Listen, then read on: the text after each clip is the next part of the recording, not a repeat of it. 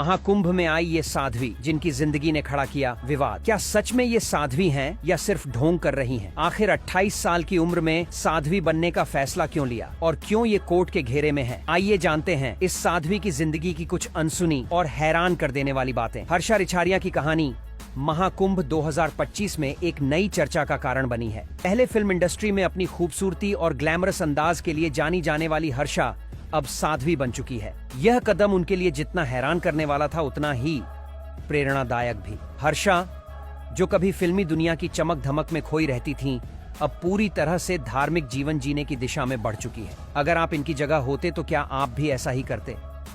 Comment में बताएं। वह पहले एक मशहूर मॉडल और एक्ट्रेस थीं। फिल्मों में उनकी खूबसूरती और स्टाइल के चर्चे होते थे। हर्षा को कई फिल्म निर्माता अपनी फिल्मों में लाने के लिए तैयार थे, लेकिन उन्होंने 2022 में एक बड़ा फैसला लिया।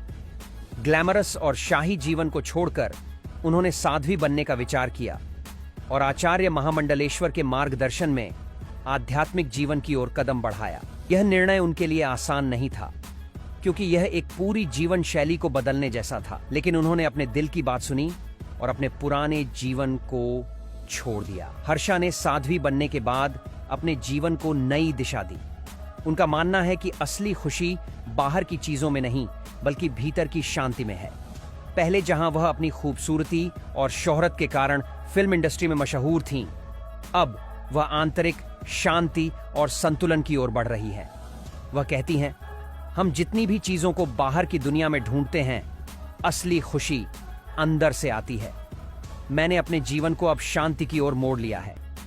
30 साल की हर्षा ने यह साबित कर दिया कि जिंदगी में बदलाव लाना मुमकिन है, बशर्ते हम अपनी आंतरिक आवाज को सुने। उन्होंने साध्वी बनने के बाद न सिर्फ अपनी आध्यात्मिक यात्रा शुरू की, बल्कि समाज में बदलाव लाने की भी कोशिश शुरू की। हर्षा का यह कदम न केवल उनके जीवन को बदलने वाला था, बल्कि समाज में एक पॉजिटिव असर डालने का भी मौका था।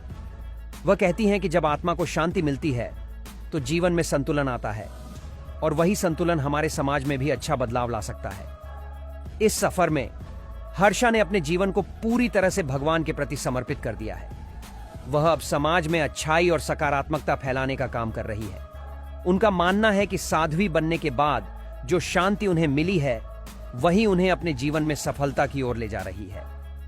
अब अगर आपने वीडियो देख ही ली है तो लाइक और शेयर करके कमेंट में राधे राधे जरूर लिखें।